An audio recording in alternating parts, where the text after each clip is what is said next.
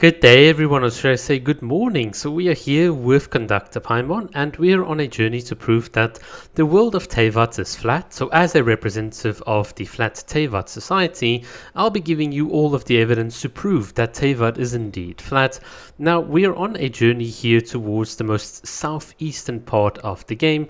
We're quickly going to do a bit of an overnight trip to Watatsumi Island. We'll arrive by morning, and then later on, once we reach Narukami Island, we're just going to keep on sailing until we literally reach the edge of Teyvat. Luckily for us, there is no Raiden Shogun government that's going to put up a thunder wall that's going to keep us out. None of that conspiratorial nonsense that some people might have put out there. We are literally just going to have carte blanche to go wherever we want. Now, some of you might be a bit skeptical and say, but you can't prove that Teyvat is flat because it's got a sun and a moon, and that implies lunar eclipses and all of these sorts of things, which we just associate with a round earth. Now, unlike the earth in which we live in, those things are true, but in the world of Teyvat, there is a little bit of a secret. So if you go out here, this is what I did about a week ago, onto the edges of Natland, you'll find what is called the false sky. So right there at the top left of your screen, and that undoubtedly proves that the sun and moon are also a lie in Genshin Impact, and any books written about the sun and moon sorry, I just need to clear my throat. And that undoubtedly tells you that all of the arguments that you'd use for a flat or for a round earth do not apply to the world of Teyvat. So that's some clever thinking right there. And as I was exploring, my boat kind of crashed, and yeah, Poyo's getting good at the anti-Kokumi clan measures. But in any case, here is Swimsuit Citron if you haven't seen her, and undoubtedly that's gonna lead to a lot of comments. So let's just get back to where we were.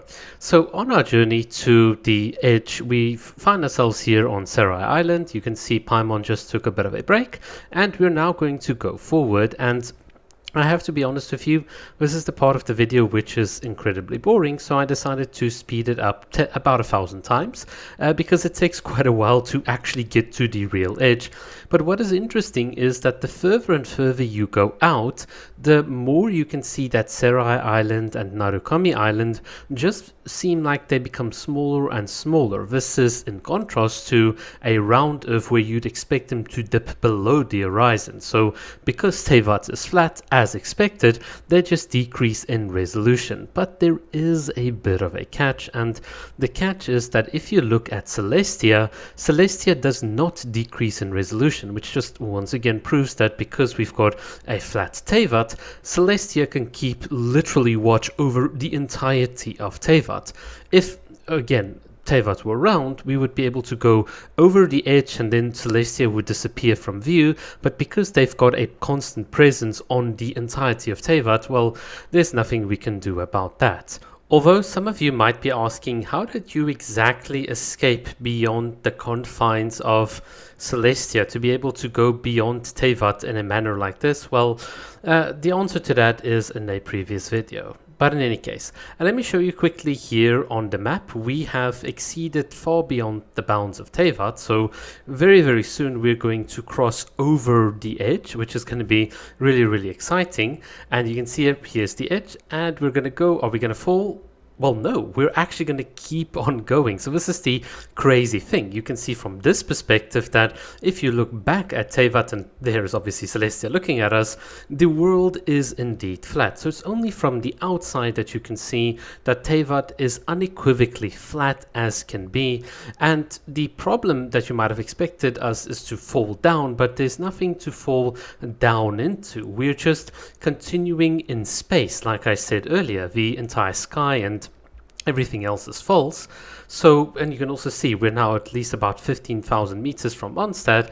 But yeah, that is the situation we find ourselves in, and it's kind of a pretty view. But there's something that's still a bit hidden here because the sky and the world around Teyvat is false. So we kind of need to remove that, and I've got a bit of a special trick to do so. So don't worry about the weird blank screens you can see here in the background. All you need to know is that we can dispel the fog, and basically, yeah, we're in empty space with a bunch of clouds. So that was kind of exciting. Right.